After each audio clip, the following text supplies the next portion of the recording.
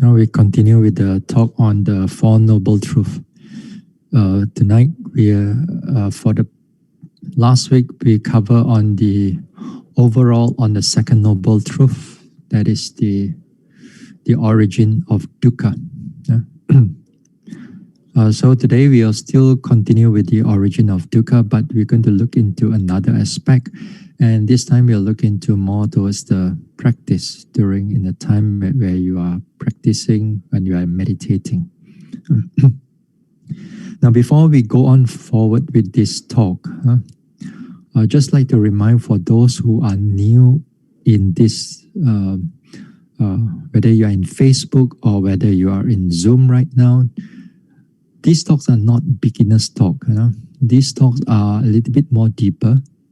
And also you need some degree of practice in order to understand what we are talking about. And also you must have some degree of theoretical knowledge on the teachings of the Buddha. So just to put you a head start. But anyway, you can still follow as long as you can understand as much as you can. All right? It may not be applicable to you for some of you because you have not done any meditation before. So, but nevertheless, you try to listen, and if you can understand in some ways, then it will be good for you, all right, in the future. All right, so let's go back to today's second noble truth on this origin of dukkha. Now, last week I mentioned on the overall of dukkha, and I said that this dukkha can come in many ways. It come in altogether 108 ways. And it's going to these 108 ways of how this craving arises. Then if one is not careful, when it's not mindful, and one is negligent, then this craving will spread its wings, spread its tentacles into becoming clinging, upadana. And that clinging, it comes in the clinging with the sensual pleasures.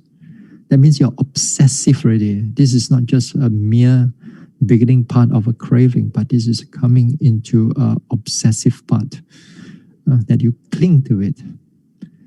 Then if you don't cling to these sensual pleasures, then you may cling to the wrong views, or you cling to rites and rituals, or you cling to this Sakaya Ditti, which is a personality view.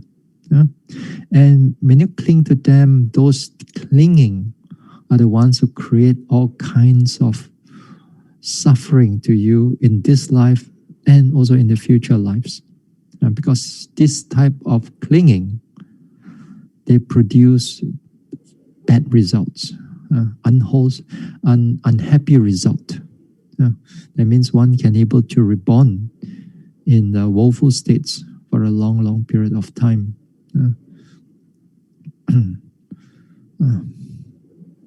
So, now also on last week, during one of the question, the third question, I think that Fionn was asking about how we can prevent this craving to become sensual pleasures, how we can stop them from turning into sensual pleasures. And we mentioned some of it. But perhaps those type of talks also, I'll try to cover it in another time. Because that one, when we deal with clinging, it's got its own way of dealing with clinging. But tonight, we are going to look into how to prevent that craving from arising, not just going into sensual pleasures or the wrong views and all those things. We want to curb right at the beginning. We want to abandon them right at the beginning. So it still follows the principle of this Four Noble Truths, which I last week or the week before I mentioned that The first noble truth is to be fully understood. That means you have to see them as they really are. You're not supposed to abandon them or get rid of them, or you want them, and you're not supposed to die like that. First noble truth is to see them as they are, or fully understood them as they are. So second noble truth is to be fully abandon them. Fully abandon. There are two types of abandonment here. Then you have a temporary abandonment. Then you have a permanent abandonment. Tonight we are more or less talking about the temporary abandonment. And then the third noble truth is to be fully realized. Then we'll talk about that another day. And then we also will look into the fourth noble truth. With the principle of fourth noble truth is to be fully cultivate or fully develop those noble eightfold path. So the principle here, we go back to this craving right now, is that the craving is to be fully abandoned. But since we are not enlightened yet, then we ought to have, or we know how to able to abandon them, so that they don't become a hindrance or the impediment for your practice or your progress in your spiritual development. Now, last week I did mention about a few things here and there. I said that this craving is subtle. They are subtle.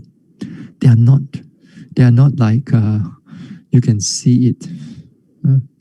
As I mentioned that, I'll give you a simple example, is that when you are doing sitting meditation, while you're sitting meditation and then the pain arises.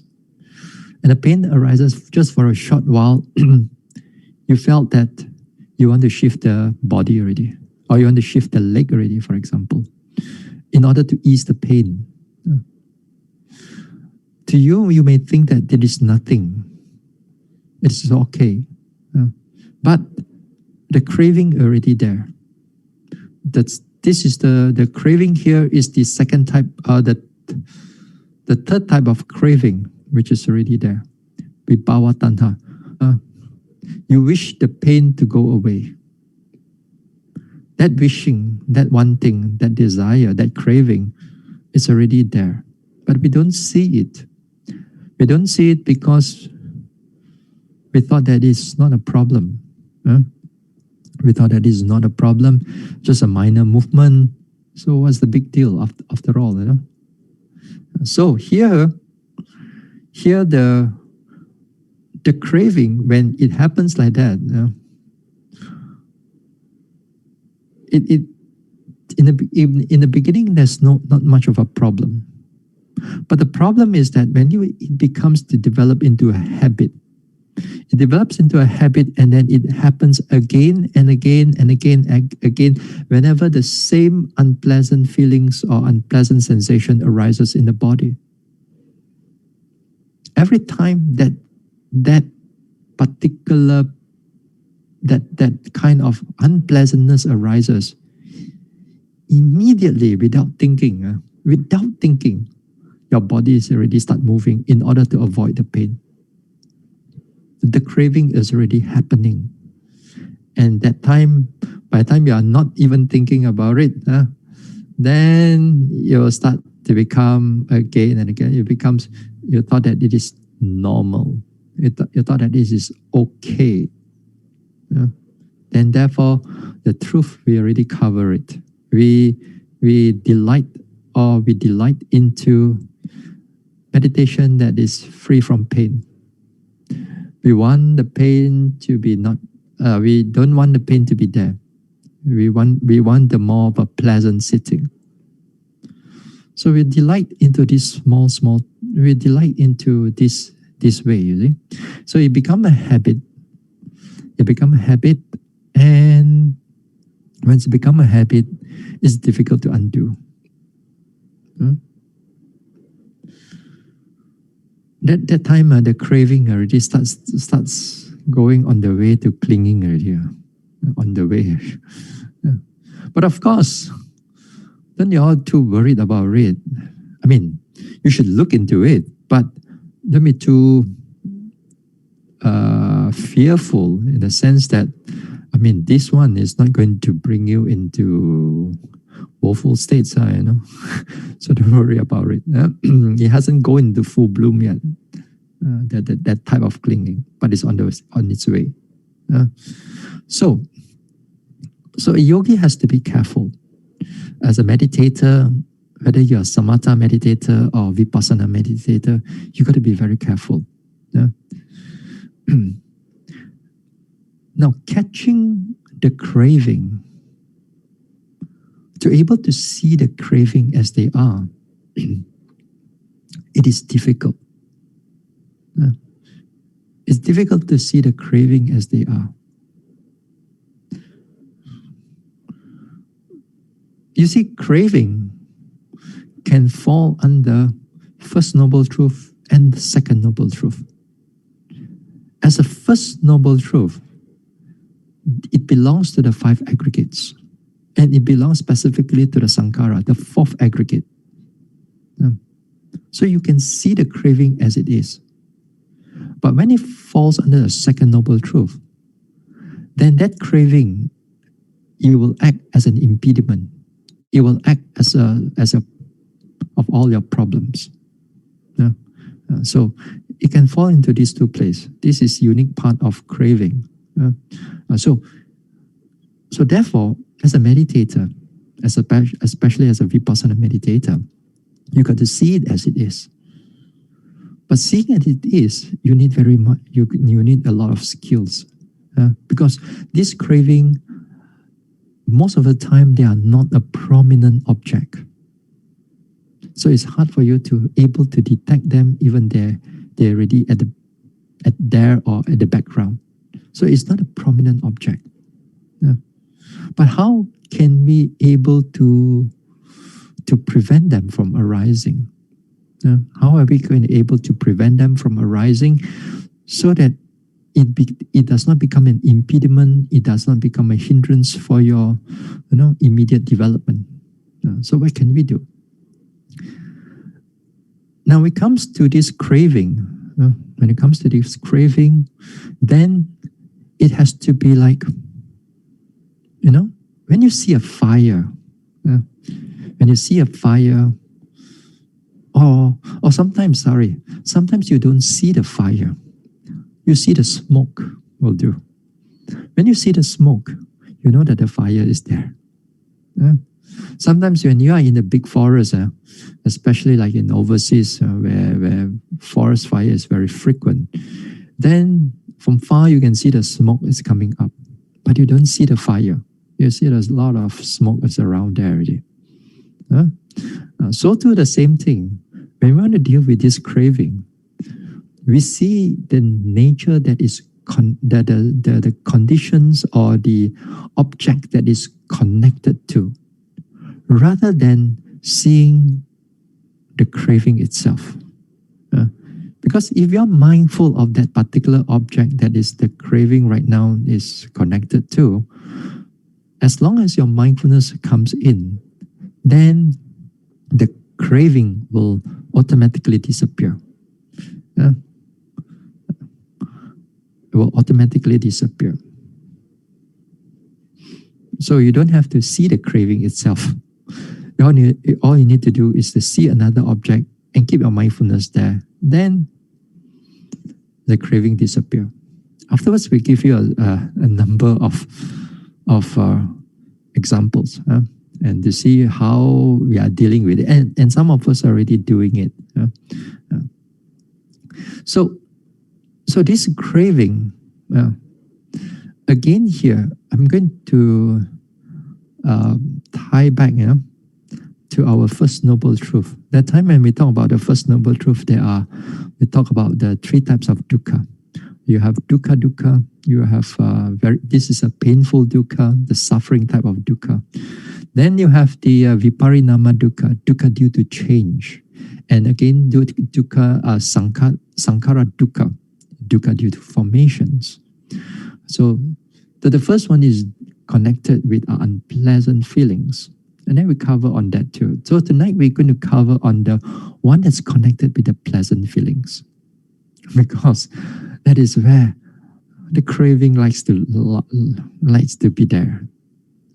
Especially on the pleasant feelings, it likes to hang around there. So we can see. We don't have to see as I said, we don't have to see the craving, but sometimes all we need to do is to see the smoke that's just around the craving. So let us look into some of the things or a number of things where a yogi begins to get caught with this type of pleasantness. And this part, when they get caught into it, a lot of times they don't realize it. One thing, if they don't realize it that they get caught, sometimes when they get caught into it for a long period of time, then they form into a mental habit. When they form into a mental habit, later on it can form into wrong views also. It can form into wrong views. So take note of this one, because afterwards we're going to look into it much more. Now here we're going to introduce to you, if some of you who have not heard of this term before, it's called Vipassana Upakilesa. It's a Upakilesa. And let me share the screen right now with you. All right.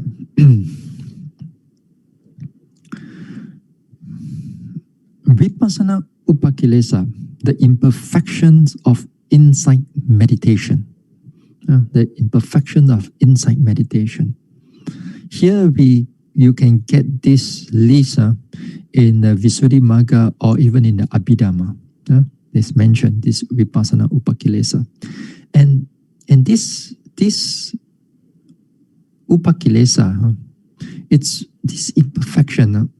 It's where a lot of yogis, they are not beginners yogi, because in the beginning part of the yogi, although you may have some this one, but this one come in a bit more developed, slightly more developed type of yogis. This is Vipassana Upakilesa, imperfection of insight. The word Upakilesa here, Upa means near, Kilesa means defilements. So it means that something very near to you, something very, the defilement is very near. It's not like just any normal defilements that you already so obvious, but this one is a very close. And when it's close, you can't really see it. So usually like in the metta or in the compassion, when we say that there is a near enemy and there's a far enemy. A near enemy of metta, so far enemy of metta means the opposite of it. That means there's this anger. Anger and metta is the opposite. But near enemy, it looks similar like metta, but they are not metta. It is the evil twin, which is a sensual desire actually, or desire. But here in Upakilesa here, Upa means near again, as I said, that it looks like you are doing well now. But you forget that, but you don't realize that sometimes at a certain part, you get attached to it. This Vipassana Upakilesa, all right? You can cut the word Vipassana out, you can put Samatha there, it's also totally valid. Then imperfection of tranquility meditation. Samatha also they also get caught into it with this type of things also. But slightly we later part also we talk about it, But this list is normally it comes in the Abhidhamma and also in the Visuddhimagga, and it's connected with Vipassana. But as I said, Samatha practitioner also, they are also caught with the Upakilesa and they don't even realize it. So, this Vipassana Upakilesa here, before we start off with this one, there are some people there are some people who get it if you meditate. Yeah. There are those people who don't get it also, this type of vipassana, upakilesa. Who are the people who don't get it? The first one is the enlightened ones. They don't get it. Yeah. Then doesn't mean that they don't have mindfulness, they don't have equanimity, They have all those things. It's just that they don't get attached to them. So the noble ones, they don't have it. Secondly, those people who don't have it is those people who don't meditate. Then they don't have it.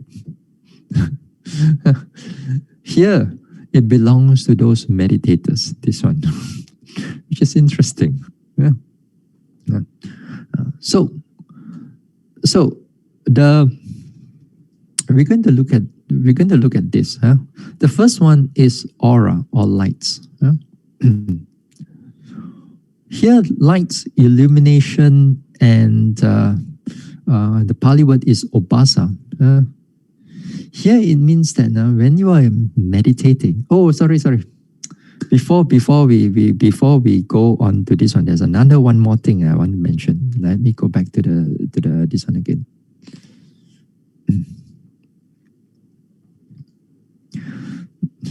Again here, this you see, number 1 to number 9 now, they are not the problem.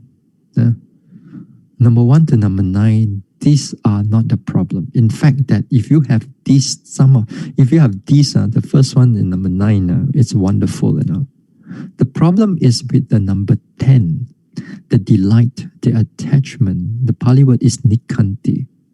It is this here, at the number 10, they are the craving. And the craving here, it can crave for something wholesome also. You can crave for something which is wholesome that while you are doing, practicing. So when they stand alone, when this number 1 to number 9, when they stand alone without the number 10, then they are wholesome mental states. They are wholesome mental states. It's because of number 10, it turns into an impediment. It turns into something that it blocks your progress. All right? So the 1 to 9 is a good one, is because of the number 10. Then we begin to delight in those things. Okay? All right. Now, the lights here, or the illumination, or the obaso here, it means that when you're meditating, your mind begins to see, different yogis see it differently.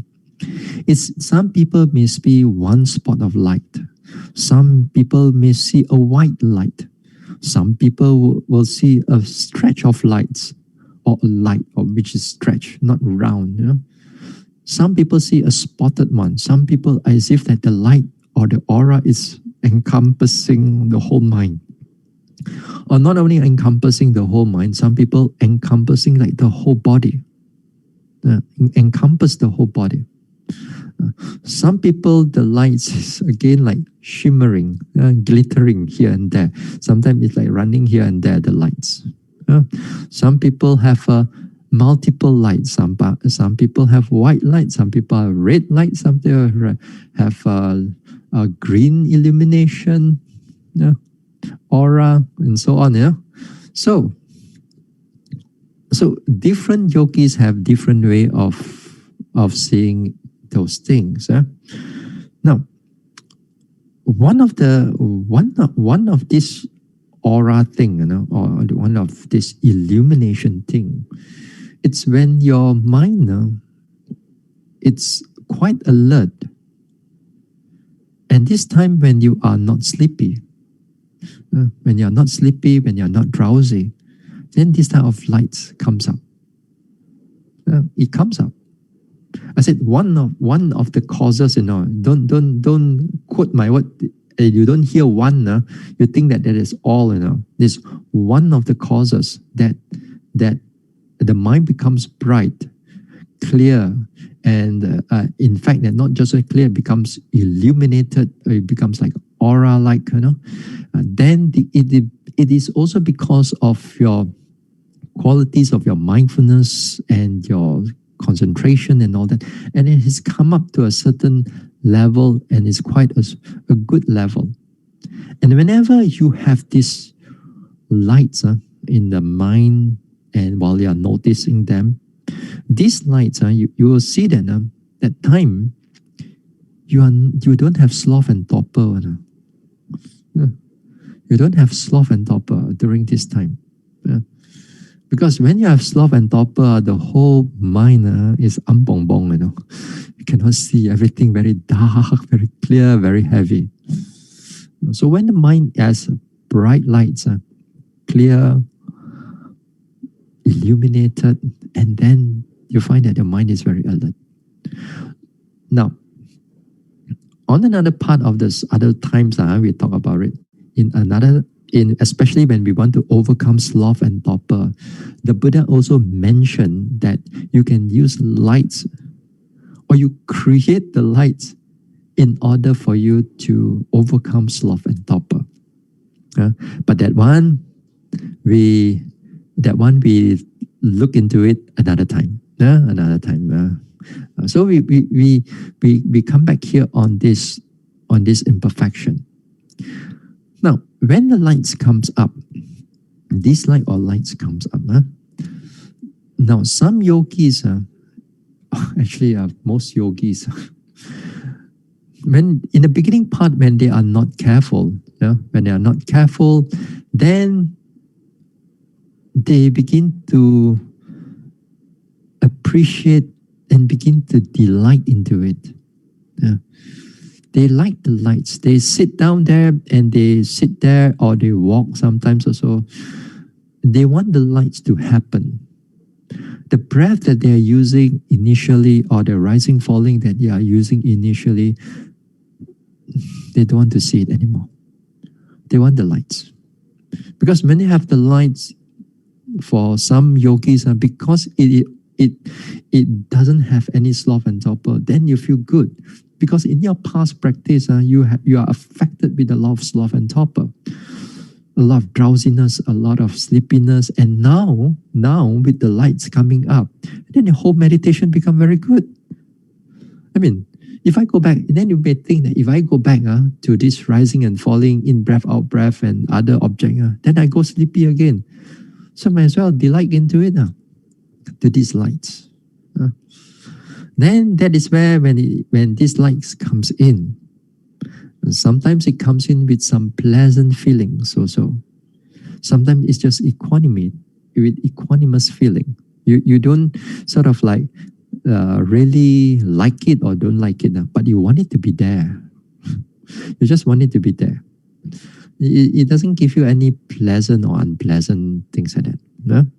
So another yogi, he may see this light and it's quite pleasant. And while you sit there, because it's pleasant and the mind it's clear without all this sloth and torpor, and you feel good. A lot of people just sit there and now basking in the light, in the limelight. Or whatever light they are seeing right now, then they just sit there. And then the next day, if they meditate, or the next time they meditate, you think they want to go back to the rising and falling, or they want to go back to the sitting and touching, or they're going back to the in-breath, out-breath, or metta, and so on. No, they don't want to go back there. They want to go back to that particular lights. They want to go back to those lights.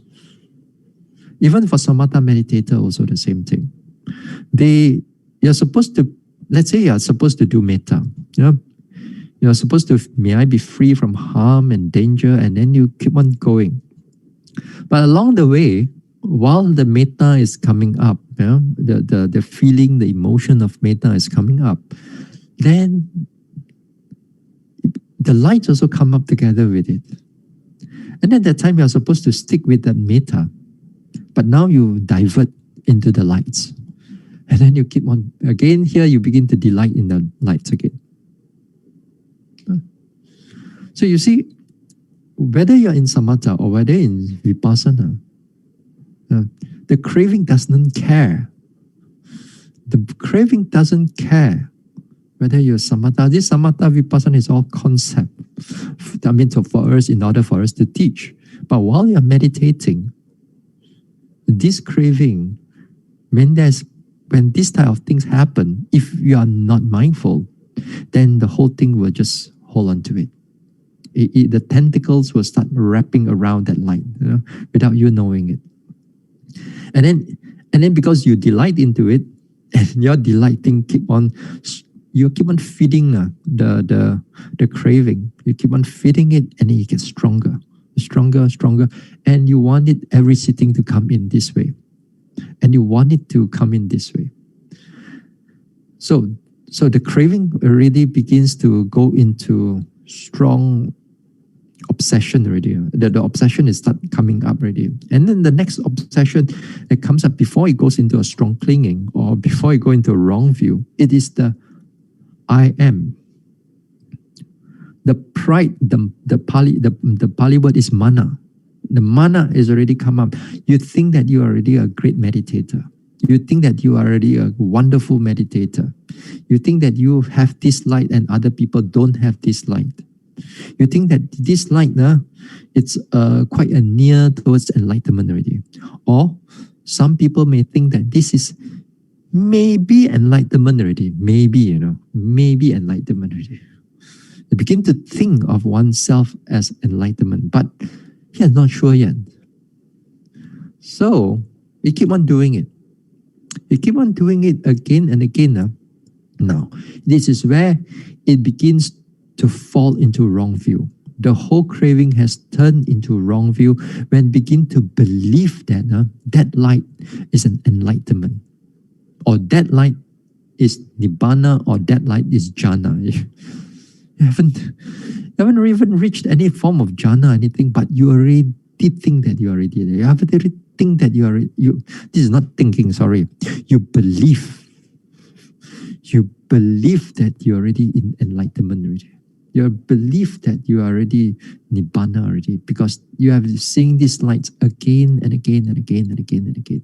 So what else can it be except nibbana? If you are doing vipassana, if you are a samatha meditator, what else can it be except jhana? So you see, the craving itself, beginning from that simple light, the craving wrap around it, force it into it, without you realizing it, fall into a wrong view.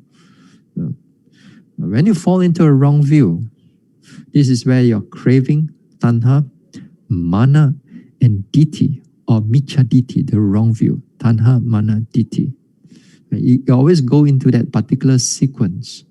It's part of the whole dependent origination thing. Tanha, mana, ditthi. So when it happens, especially when it comes into wrong view, it's very hard for people or others to untangle you. You don't even know that you are untangled so much. You think that everything is straightened up already. All your life has been straightened up already. Craving or the clinging here right now is make you think something like that. In the Pali, in the suttas, when we say the grip of Mara, grip you and make you happy. So as I said, the craving wrap around that particular lights. Then it goes into, you think that you are a great meditator, or you think that this is a wonderful experience. You think that this one, you begin to the thinking and connected to yourself, the I am, rather the ego already arising, and then repeatedly you proliferate on it again and again. The mentally you proliferate on it, then it turns into something that you begin to believe that this could be enlightenment, or you believe that this is supernormal powers or whatever. So, but it does not stop there. As I said, it does not stop there. Once you think that once you believe that you are enlightenment, then it will spread further. Now spread further into spread to everybody else.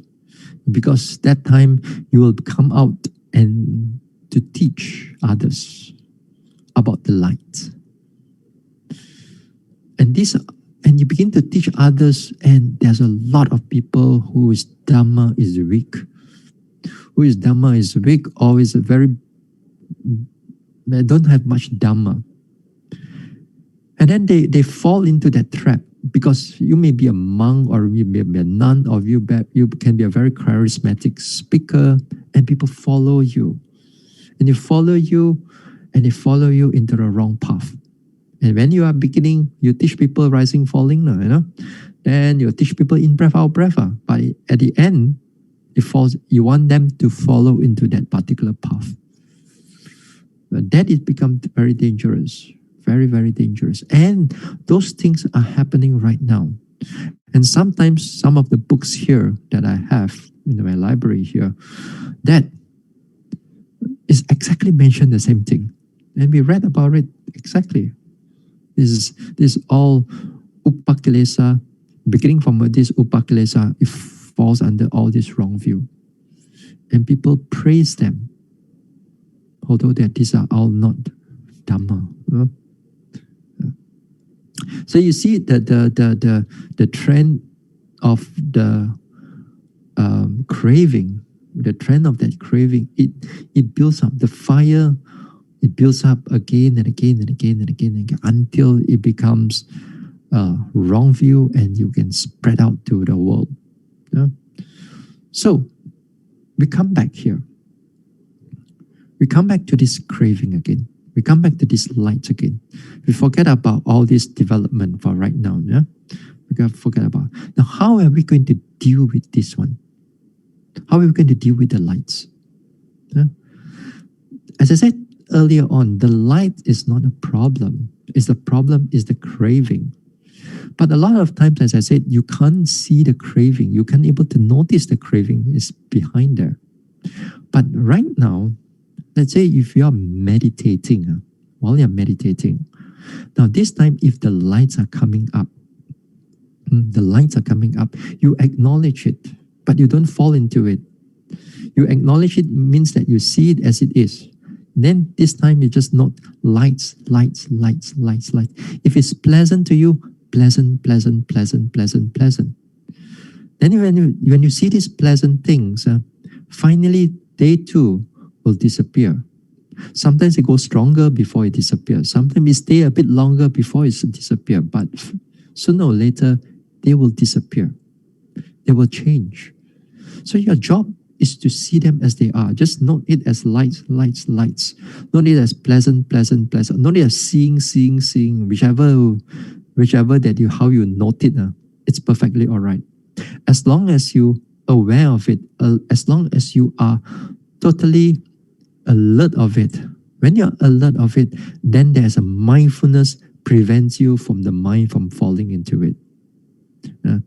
Without that mindfulness, you are straight away, you go into the craving. So when the mindfulness is there, as long as you be aware of that light, then the craving cannot arise.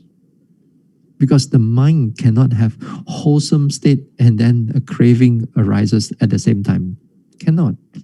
If your mindfulness is continuous at this time, and then you note the lights. Then when you see the lights here, and you see the pleasant feelings here, if you note them carefully, then you begin to turn that lights or that pleasant feelings into what we call viparinama dukkha. Because now you see the change in this aggregate. You see that arising, and then you see how it sustained, and slowly, slowly how it disappears. Viparinama dukkha. Yeah. So this is how we take care of it. This time you don't have to do anything much. All you need to do is just keep your mindfulness there. Say it's easy. Because how many times these things get caught in the yogis, and the rest of it, after when I'm going to mention, they all follow the same trend. It's just that the initial different types of objects in the beginning only, but they follow the same trend. And then the ego arises, then the wrong view arises. All you need to do is be mindful of it. But the thing is that a lot of times we forget to be mindful. Yes, we say that you have to be mindful, you have to be alert, you have to pay attention to them, don't fall into them. But say it's easy. So this time, especially with this type of craving, you need a teacher. You need a competent teacher to guide you. You cannot have this type of craving. It will come in so many ways. Even when they say lights just now, it can trick you in many ways. Sometimes you thought that, okay, last retreat now I have these lights. Now I'm mindful of it. I feel good. Then okay, let's say you don't fall into it. Good. But another retreat now, these lights can turn in another way. When you turn into another way, if you are not careful, there you are, you get caught again. So that is where the teacher, a competent teacher, comes in, or you seek help from the teacher, or you discuss your experience with the teacher. If the teacher is competent enough, the moment he hears what you are talking, and then it's where it's going to stop you. Even if you feel good about yourself, even if you feel nice about it, but we just don't realize that the craving is already behind it. So sometimes this is like when a yogi is meditating, they're like a small child, like a small child. And then the parents, sometimes you have to tell them, hey, although you are doing pleasant thing, that doesn't mean that it's good. So something like this. So the teacher, a competent teacher, will be very helpful if you can find one.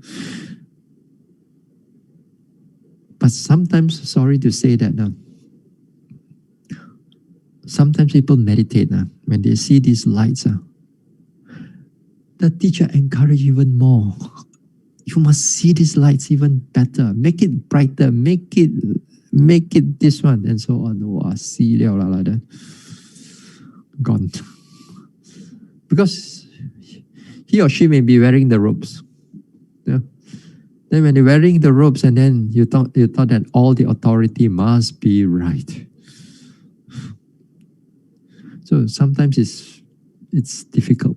Yeah? It's difficult to this, and these type of things, and as places have been and so on, I've seen these type of things happening in the world of meditation. And sometimes if I'm a teacher for that group of yogis, then I can stop them. Sometimes as a yogi, and also there are fellow yogis also. I'm as a yogi, and sometimes they brag about it, They brag about it. They sit there, I got this light and that light now. This light and that light, they brag to other yogis. Then I hear it, I know already what you are going through, But since I'm not a teacher, I don't go and tell you that, you must don't do this, do that, because they don't have faith in you. They don't have faith in you. So you all you need to do is just hear and just carry on with your meditating. That time you cannot do anything. Let the teachers go and handle them. This is not my job to do it. So, as I said, this one, as long as you are mindful, as long as you are alert, then that's not a problem. It's not a problem. So the first one, I give you an understanding. At least it gives you an understanding how this thing process will happen. We're going to see, let's say, another one. Now, the second one is this joy. Or sometimes they translate as zest, sometimes rapture. The Pali word is piti. Now, here the joy, it comes with pleasant feelings already. But this one is not pleasant feelings per se, but this one is like mental excitement, mental flurry. You know, not to say in a flurry in the sense of like restless mind, but it's like excited. The mind is excited. The mind is like uplifted. Yeah. Now here during this time, while the person is meditating, at certain times, that type of joy, that type of zest or rapture, it arises in the yogis. It also arises in samatha yogis. In fact, that a lot of this number 2 and number 3 and number 4, it arises a lot in samatha yogis. It arises in vipassana yogis also, but not in the beginning part of the meditation. In the beginning part of the meditation, you get pain, nothing but pain. Sit down, pain, morning pain, night pain. Next day you come back again, also pain. So you get a lot of pain during in the meditation, especially in the vipassana development. But when you go into a little bit more deeper experience of insight, especially when your mindfulness is very sustainable, very continuous, and at time you can able to notice your objects very clearly. Let's say perhaps after sitting, you can have 80% of the time, let's say of an hour, 80% of your time, you can able to be mindful of alert. In the beginning of the practice, your mind only have achieved maybe 5%, 95%, and either you're sleeping, either you're thinking, don't know what you're doing inside there. 5% only you are alert. But sometimes in a retreat or two, as you build up, 2 or 3 retreats, and you build up in your meditation, then you can come in like 85%, 90%, sometimes 100%. The moment you sit down, the whole hour, you can be very mindful.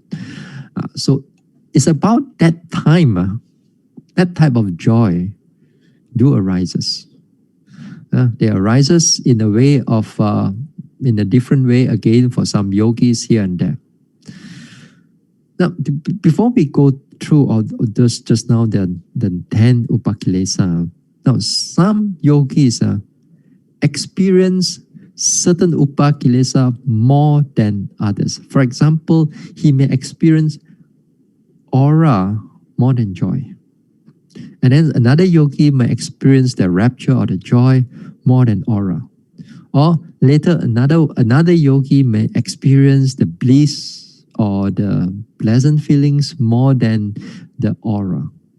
So each and every yogi has a different way of get connected or how this upakilesa arises. But I think that throughout your meditation, there's a way I think, but throughout your meditation, there'll be, all of them will come in.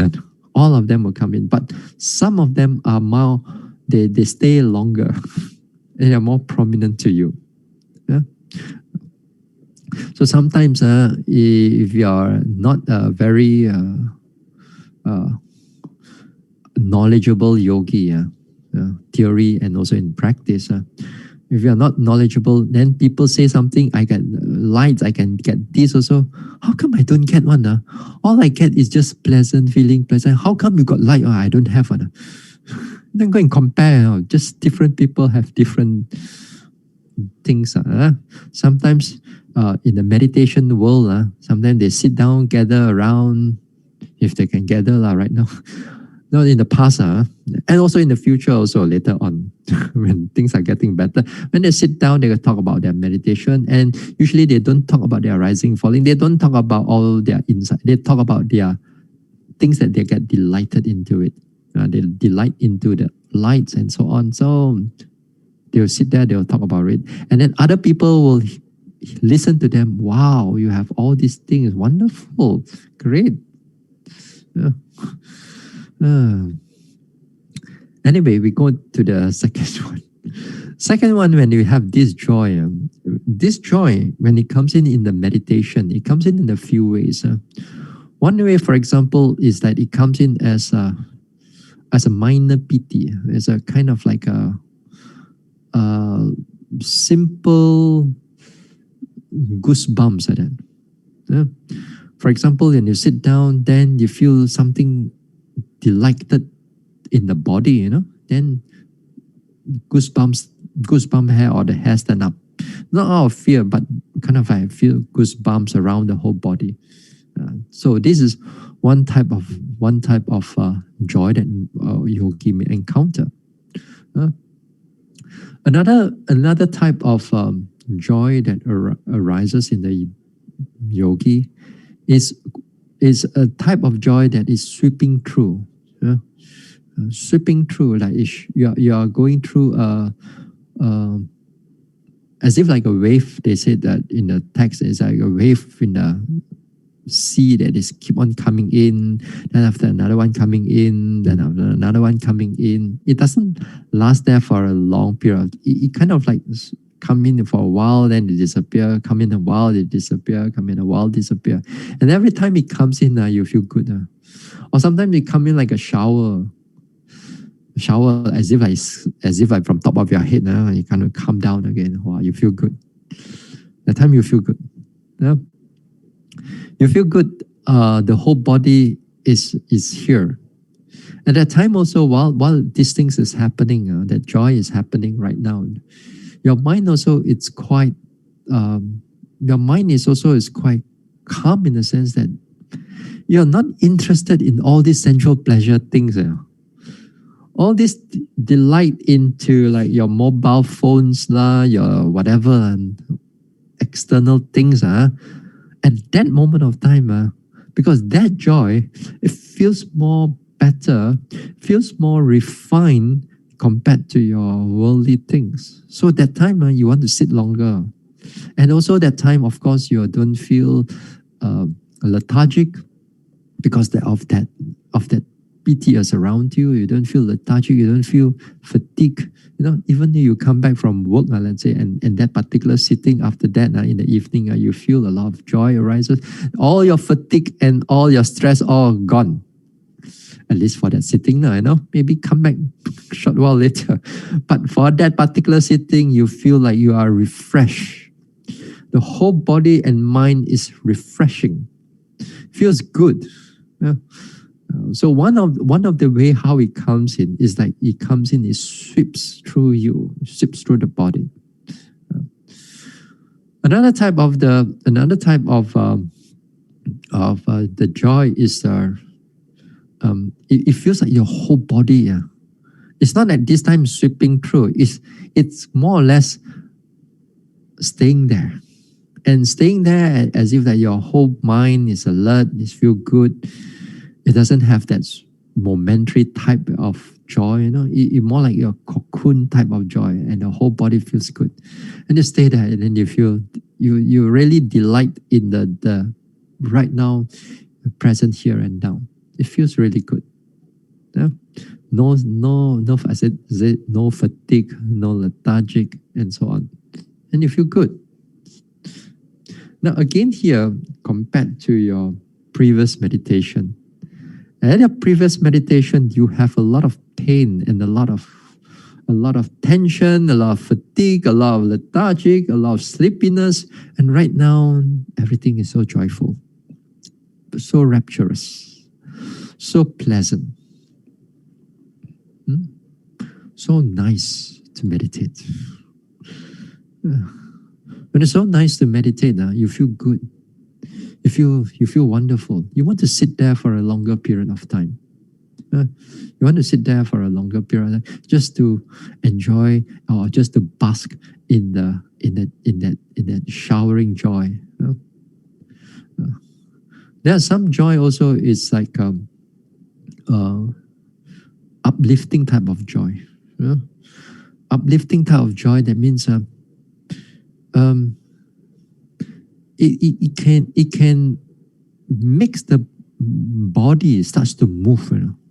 It can make the body starts to move. There are some yogis, because of this type of joy, then sometimes they sit already, because of that particular strong joy. Then the body starts to sway, go up, go down, go up, go down, go up.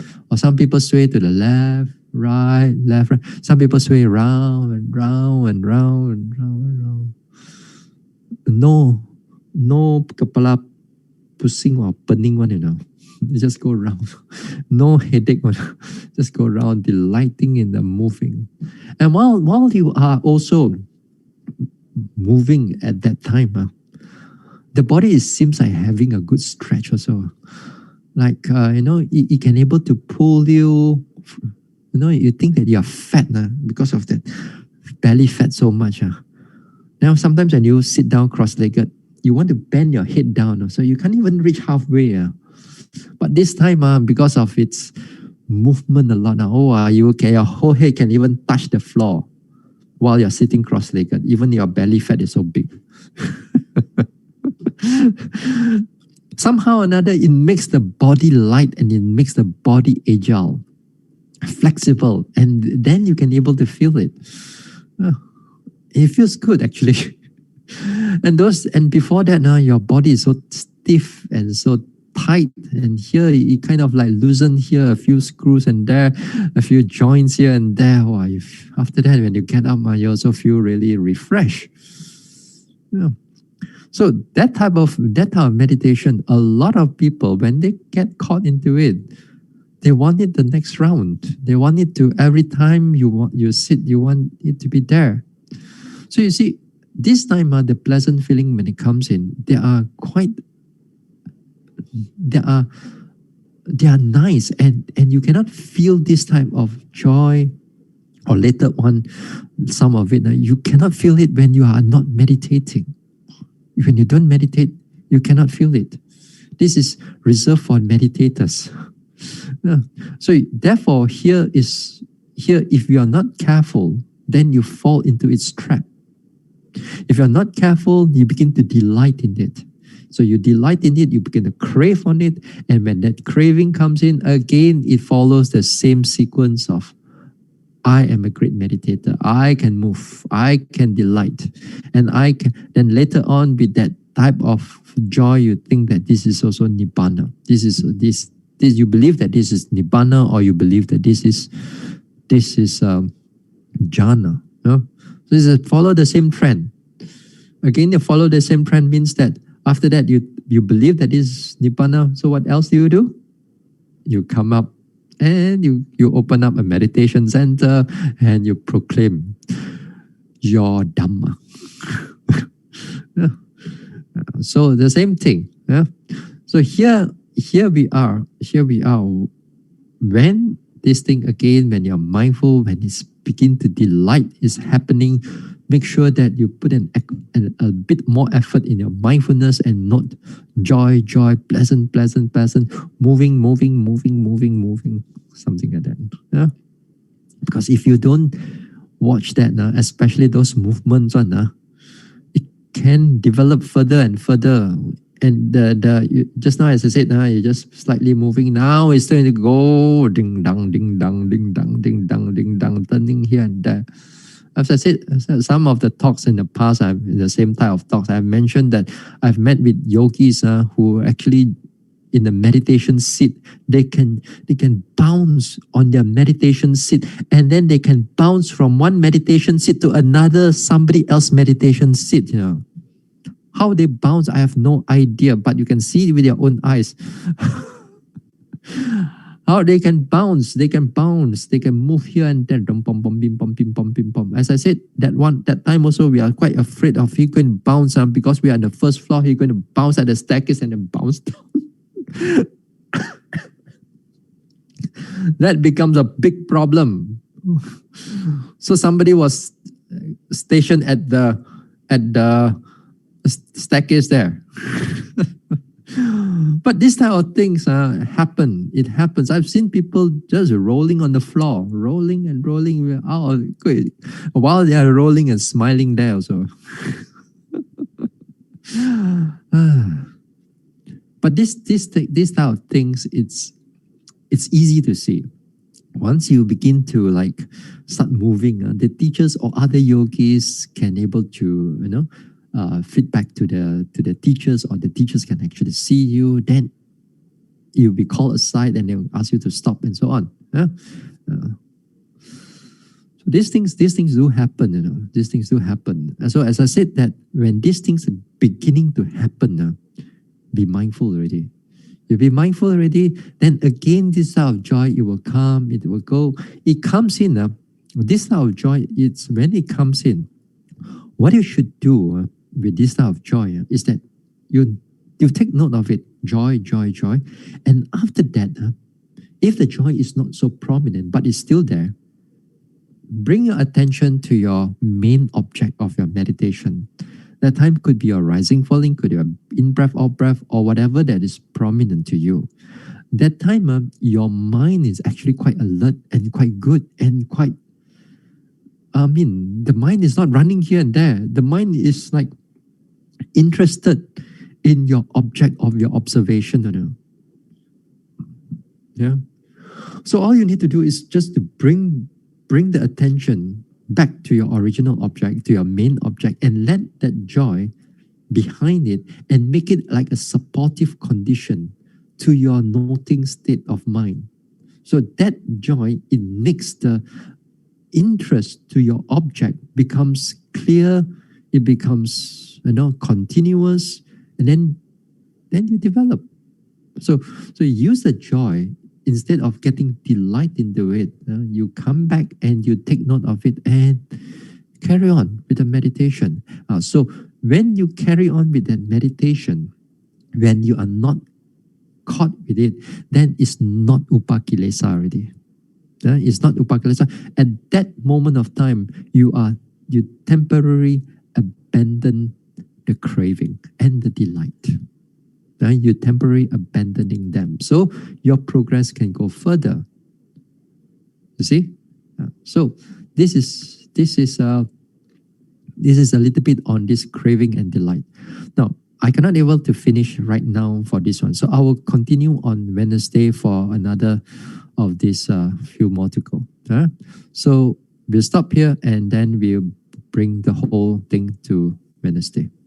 Okay, we stop here for tonight.